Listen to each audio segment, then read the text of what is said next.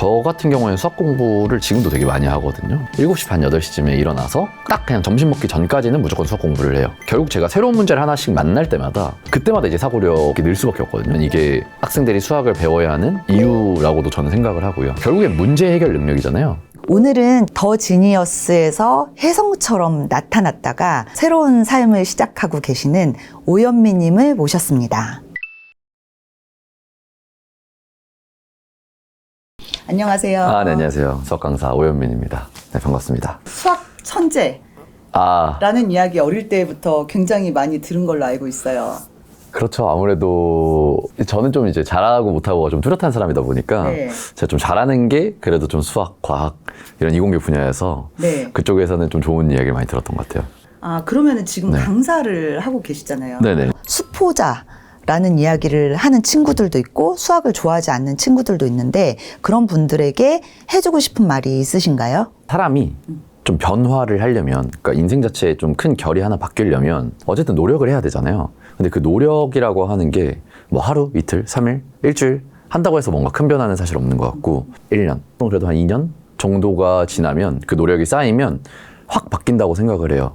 큰 변화가 당장 없어 보일 수 있지만 사실 그런 노력이라는 게 정말 하루 이틀 만에 어떤 성과를 내기는 힘들고 통상 1년, 2년 정도는 걸린다. 그래서 수포자인 친구들한테도 그냥 늘 1년 정도만 꾹 참고 해달라, 제발. 그렇지 않으면 성과가 나오는 게 더 이상한 거다. 그런 이야기를 많이 하는 것 같아요. 저도 더 지니어스 너무 팬이었고 최근에 데블스 플랜 보다 보니까 더 지니어스 다시 역주행도 했었거든요. 더 지니어스를 보면 단순히 두뇌 게임이 아니라 심리 게임을 다루기도 하는 것 같아요. 서바이벌이라고 하는 그 형식 자체가 저희가 일반적인 삶에서 겪을 수 없는 것들이잖아요. 네. 실제로 제가 스스로의 뭔가 약점을 평소에 볼 일이 많지는 않았던 것 같은데 그런 딱 장소와 환경에 놓임으로써 제 약점을 발견하는데 너무 좀 좋은 기회가 되지 않았나 라는 생각을 하거든요. 내가 위험한 상황에 놓이거나 아니면 뭔가 불편한 상황에 놓이면 난 이렇게 대처를 하는구나, 난 이렇게 행동하고 이렇게 말을 하는구나, 근데 저런 모습들이 내가 보기엔 조금 마음에 들지 않는다, 이건 내가 좀 고쳐야겠다, 이런 포인트들이 좀 있었어요. 그 이후에 갑자기 또 창업을 하시게 되었잖아요.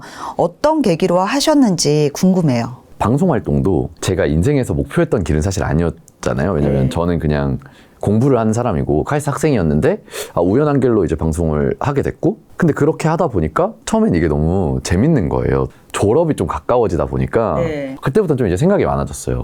제가 그때 이제 들었던 생각이 내가 방송이라는 일을 평생 할 수 있을까? 근데 평생 할 수 있을까는 어쩌면은 가능할 수도 있겠다였는데 내가 이 일이 나의 본업이 되는 게 맞는가? 라는 생각에서 저는 절대 아니겠다라는 생각이 들었어요. 다른 저의 장점들을 활용할 수 있는 직업이어야 되는데 나의 본업을 찾아야겠다.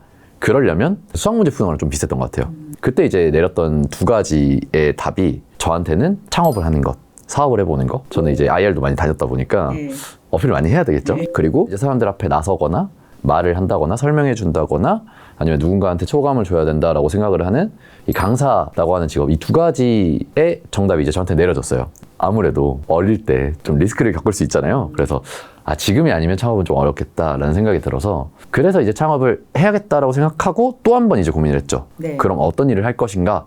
라는 생각이었는데 당시에는 트위치 TV, 아프리카 TV 그렇죠. 이런 플랫폼들이었는데 제가 좋아하다 보니까 그분들의 팬 플랫폼을 만들기 시작하면서 창업을 하게 됐었던 거죠. 네, 그 당시에 저도 뵀었는데 어떻게 NFT 쪽에 사업을 하게 되었는지 궁금해요. 그 당시에는 크리에이터 분들을 활용할 수 있는 좀 더 이제 확장성 있는 무언가들을 계속 바라보고 있었거든요. 좀 시장이 아쉬운 형태인 것 같다라고 생각이 들었던 게 그 당시 MCN이었어요. 그러니까 MCN이 정말 규모도 너무 커졌고 크리에이터들도 많이 보유하고 있지만 좀 그 흑자 전환이 안 되는 크리에이터 시장은 커질 텐데 MCN이 가지고 있는 파이는 좀 그렇지 않은 것 같고 확장성이 왜 부족할까를 고민했을 때 제가 개인적으로 내렸던 판단에서는 인건비가 너무 많이 들어간다 이거였거든요.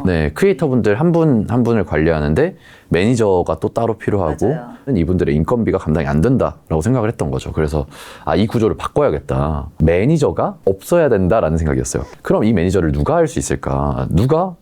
그럼 좀 더 적은 페이를 가지고도 자발적으로 해낼 수 있을까라고 생각하면 결국 그건 찐팬들이라고 생각을 했거든요. 그래서 이 사람들이 크리에이터들의 IP에 좀 일부를 소유하고 그걸 가지고 이 사람들이 뭔가 리워드를 좀 받으면서 오히려 더 열심히 활동할 수 있게 뭔가 부추겨주면 윈윈할 수 있는 부분들이 꽤 있지 않을까라는 게 이제 제 시작이었고, 그러려면 어쨌든 좀 탈중앙화가 돼야 된다고 생각을 했었어요. 소셜 토큰 같은 프로젝트들처럼 크리에이터들의 IP나 이 사람들의 권한, 그리고 이분들이 팬들한테 줄 수 있는 것들을 좀 담아서 뭔가 해보면 좋겠다라는 생각을 했고, 그 당시에 워낙 사실 블록체인이 하이브이 너무 있다 보니까 오케이, 접목시켜보자 라는 판단이 들었고.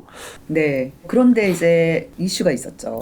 네. 장기적으로 봤을 때는 그걸로 인해서 좀 더 나아진 게 확실하다라고 생각을 하고요. 그러니까 그때 그 경험으로서 얻었던 그냥 생각들이나 가치관이 많았던 것 같아서 지금의 저를 만드는 데는 그때 실패나 그때 좀 그런 잘못들이 좀 많이 저에게 양분으로서 작용을 한 것 같아요. 그 당시 현미님은 그 플랫폼을 통해서 크리에이터들에게 더 많은 수익을 주고 싶었는데 그 부분이 이제 원활하게 되지 않았던 경험을 하셨던 거네요. 그리고 나서 갑자기 또 군대를 가셨잖아요. 군대에서는 어떻게 보내셨나요? 군대에서만 배울 수 있는 것들이 좀 있는 것 같아요.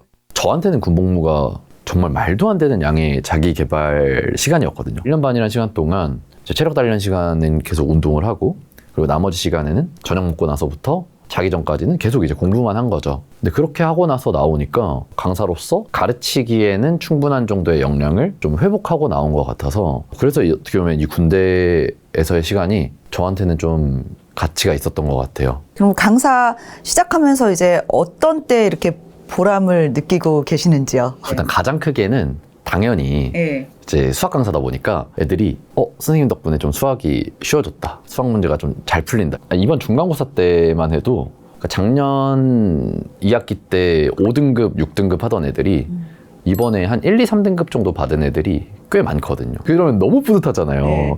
그리고 이제 두 번째로는 사실 수업만 할 수는 없잖아요. 인생 이야기를 할 때도 있고, 정말 아까 이야기했던 군대 이야기를 할 때도 있고, 아니면 그냥 제가 생각하는 어떤 가치관적인 이야기들을 할 때가 있어요.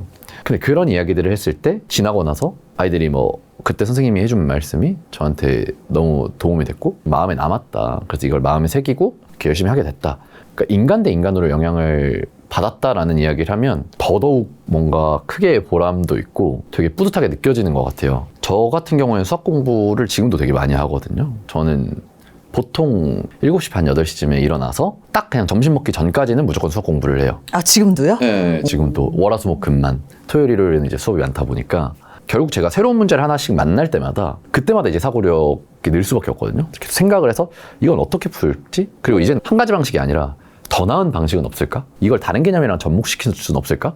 이걸 막 생각하다 보니까 진짜 생각하는 폭이 점점 넓어진다. 어떻게 보면 이게 학생들이 수학을 배워야 하는 이유라고도 저는 생각을 하고요. 또 좋은 것 중에 하나가, 그러니까 결국엔 문제 해결 능력이잖아요. 나한테 주어진 이 문제 상황에서 진짜 핵심적인 포인트들이 얘네들이 해소해줘야 되는 포인트들이고, 내가 그럼 가지고 있는 무기는 뭐지? 내가 지금 쓸 수 있는 카드들이 뭐지? 그럼 이건 해결할 수 있겠는데? 이렇게 막으면 어쨌든 최소한의 뭔가 피해로 지금 상황을 무마할 수 있겠다, 혹은 해소하거나 사람들을 이해시킬 수 있겠다. 좀 이런 판단들이 되게 빨라지는 것 같아요. 네. 그래서 실제로 저도 뭘 좀 많이 하냐면, 제 주변에 이제 친한 뭐 형, 동생들 뭐 이런 친구들은 본인의 어떤 고민에 해답이 필요하다고 생각하면 저한테 이제 전화를 많이 해요. 그럼 이거 이렇게 하는 게 제일 낫지 않을까? 라고 하면 주변 사람들은 되게 시원해 하더라고요. 맞네, 그렇게 하면 되겠다. 근데 이게 이제 쌓이다 보니까 실제로 정말 많은 지인들이 이제 본인의 고민이라든지 본인의 상황에 대한 해결 방법을 많이 물어봐 주시고, 저도 제가 그런 방향성으로 도움이 될 수 있다는 게 너무 사실 뿌듯하잖아요. 강연하면서 이제 또 실패는 선택의 결과로 바라봐야 한다라는 말씀을 하셨는데 그 내용이 어떤 의미였는지. 기본적으로 보통 사람들이 이제 과정이 뭔가 중요하다라는 이야기들을 하는데, 저는 조금 같은 말일 수 있지만 관점이 다른 게, 저는 결과 자체가 과정을 좀 바꾼다고 생각하는 사람이거든요. 그러니까 이게 무슨 말이냐면, 내가 어떤 길로 나아가는 과정에서 막 실패를 해요. 내가 생각하기에 정말 망했다라는 생각이 들 정도의 실패를 할 수도 있겠지만, 근데 내가 결국에는 시간이 지나서 이것들을 다 이겨내고 뭔가 결과 자체를 성공 딱 이렇게 방점을 찍어버리면 그 전에 있었던 과정 속에 있는 실패들이 정말 그냥 하나의 예쁜 과정으로 남는 거지, 이건 이제 더 이상 실패가 아니게 되는 거잖아요. 그래서 저는 요새는 실패가 있었네? 혹은 뭔가 내가 원하는 결과가 안 나왔네? 라고 생각을 해도 그냥 그게 내가 잘 되는 과정 속에 있는 하나의 뭔가 그냥 배움의 포인트들 정도이겠지. 이게 정말 망가지거나 무너지는 건 아니다라는 이 생각을 좀 갖고 있어서 그러다 보니 좀 더 원하는 결과가 안 나왔을 때 묻어내지는 것도 있는 것 같고 그리고 실제로 좀 더 긍정적으로 변하는 것도 있는 것 같고 좋은 것 같아요. 또 이런 과정이 내가 다음으로 가는 이렇게 발판이고 도약이고 어떻게 보면 이제 징검다리다라는 생각을 많이 하거든요. 내가 포기를 안 하는 게 가장 중요한 것 같아요. 맞아요. 워낙 본인이 이제 내생남이다, 네. 막 천재다, 네. 막 전략가다, 뭐 이런 막 타이틀을 이제 어릴 때부터 막 달고 있었잖아요. 네네네. 사실 제일 그게 당혹스러울 때는 술게임 할 때 좀 수학적인 게임들 있잖아요. 예를 들면 뭐 369 뭐 이제 이런 거 하면 안 걸리죠. 웬만하면 잘 안 걸리는데 이제 뭐 그런 거 한번 걸리면 너 왜 약간 이렇게 된다든지 아니면은 친구들이랑 보드게임을 하러 갔다 이러면 저도 막 그냥 편하게 하고 싶은데 깽판도 치고 싶고 이런데 좀 그런 포인트에서 사람들이 기대하는 면이 많다 보니 얘는 정말 천재일 거야. 정말 잘할 거야. 하니까 그럴 때 좀 이제 부담감이 좀 확실히 있지 않나. 보드게임 하거나 방탈출 갔을 때도 좀 편하게 방탈출하고 싶은데 제가 문제를 못 풀면 애들이 좀 야, 너 왜 못 풀어? 이렇게 돼버리니까 뭔가 일하는 기분이에요. 막. 아까 이제 공부도 꾸준히 하고 있다고 말씀도 주셨고요. AI도 핫하고 뭐 이러는데 네. 이쪽 분야에도 혹시 관심을 지속적으로 갖고 계신지 좀 궁금해요. 저는 사실 챗GPT 같은 거 한 번도 안 써봤거든요. 오히려 저는 좀 관심 있는 분야가 과학 지식 분야라든지 정말 뭐 삶에서 일어나는 일들이 이거 왜 일어날까 하는 이런 걸 설명해주는 유튜브들이 너무 많거든요. 아니면 뭐 세계사, 뭐 정치, 경제 이런 이제 좀 인문학적인 지식들을 얻는 게 너무 좋아서 저는 그냥 유튜브 알고리즘이 다 그거예요. 그런 분야들을 자연스럽게 좀 관심을 갖고 공부하고 있는 것 같아요. 자, 그러면 현미님은 다시 또 새로 나아가고 있는데 그 과정에서 사람에 대한 관점이 좀 바뀐 부분이 있지 않나. 맞아요. 살짝 삐끗할 때나 뭔가 무너졌을 때 사람에 대해서 좀 많이 깨닫게 되는 것 같아요. 실제로 제가 막 좀 힘들 때 제가 막 며칠 동안 맨날 울고만 있고 막 그러니까 당시 이제 친했던 형들이 거의 한 달 정도 가까운 시간 동안 하루에 한 명씩 저랑 붙어 있었어요. 돌아와서? 네. 근데 그게 이제 너무 고맙잖아요. 저런 뭔가 진짜 나의 사람들이 있구나. 그 이후로도 정말 마음으로 나를 좋아해주는 사람들이 이제 보이기 시작하니까 그런 분들한텐 저도 뭔가 더 잘하게 되고 그런 것 같아요. 어쨌든 우리가 뭐 살아가는 데 있어서 일을 하든 또 뭐 계속 학생들을 가르치든 결국은 가장 중요한 건 역시 사람이다라는 생각을 요즘도 계속 하고 있어요. 네. 그런 관점에서 그러면은 지금 학생들한테 네. 이제 가르치고 있잖아요. 그러니까 저는 일단 가장 알려주고 싶은 거는 악플만큼은 달지 말아라. 그리고 그런 댓글들을 보지도 않았으면 좋겠다라는 이야기를 하는데 이 인터넷 문화라고 하는 게 사실 현실 저희가 살고 있는 이 세상에 비해서는 훨씬 부정적인 반응이 많고 공격적인 반응들이 너무 많잖아요. 그 행위들을 함께 하면서 자라다 보면 결국에는 부정적인 가치관들이 형성될 수밖에 없다고 저는 생각하거든요.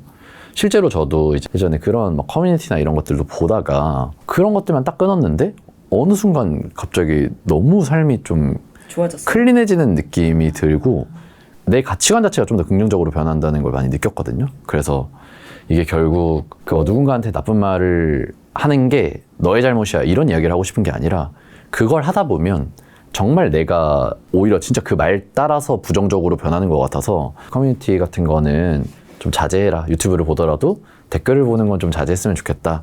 이런 이야기들을 많이 하는 것 같아요.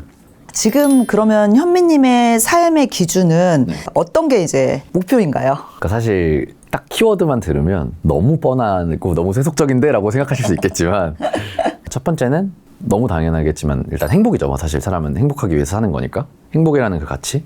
그리고 두 번째는 돈이에요. 돈. 사실 돈이라는 게 막 있으면 행복합니다 이런 이야기가 아니라 그게 없어서 불행한 경우를 좀 많이 본 것 같아요. 제가 그 제일 좋아하는 사람들 중에도 그것 때문에 뭔가 힘들어하는 사람들을 보다 보니까 제가 저 정도 문제는 해결해 줄 수 있는 사람이 되고 싶다라는 생각을 많이 했거든요. 원래는 사실 제 인생에 돈이라는 게 진짜 가치가 없었거든요. 그래도 제 또래들보다는 부족하다고 생각하고 살진 않았었다 보니까 별 생각이 없었는데 그냥 그런 경험들을 나이 먹으면서 한 번 하다 보니 그게 너무 싫더라고요. 그래서 정말 내가 좋아하는 사람들을 지킬 수 있는 정도만큼은 벌어놔야겠다. 그러니까 이게 생각이 많이 들어서 좀 돈에 대한 생각을 계속 하고 있는 것 같고요. 본인이 만약에 과거로 돌아가서 나에게 해주고 싶은 말이 있다. 아무리 고민을 해봐도 후회하는 게 없다가 제 결론이었거든요. 당연히 제가 뭐 욕을 먹었을 때도 있고 뭐 제가 잘못을 했을 때도 있고 좌절했을 때도 있지만 결국 그 하나하나의 과정과 요소들과 포인트들이 모여서 제가 좀 더 나아졌을 거고 거기서 뭔가 배웠을 거고 거기서 발전해서 결국 지금의 제가 됐다고 생각을 하거든요. 그 포인트들 중에 하나만 빠졌어도 지금의 오연민이 안 됐을 수도 있는 거잖아요. 그렇게 생각을 하고 나니까 후회되는 포인트들이 없어지더라고요. 과거에 저한테 한마디를 한다고 하면 하던 대로 해 정도로 그냥 끝낼 것 같아요. 지금처럼 딱 제가 성장했으면 너무 좋겠다. 스스로가 지금 완벽한 사람이라서가 아니라 그냥 지금 제가 사는 삶이 제가 좋으니까 지금처럼 그냥 살았으면 좋겠다라는 이야기를 해주고 싶어요. 사실 엄청 오랜만에 나오신 거잖아요. 맞아요. 네. 네, 덕분에 이렇게 많은 이야기를 할 수 있었던 것 같습니다. 네. 진솔한 이야기를 한번 나눠보면 좋겠다 싶어서 제가 오늘 모셨습니다. 긴 시간 동안 함께 해주셔서 너무 감사합니다. 네, 감사합니다. 네.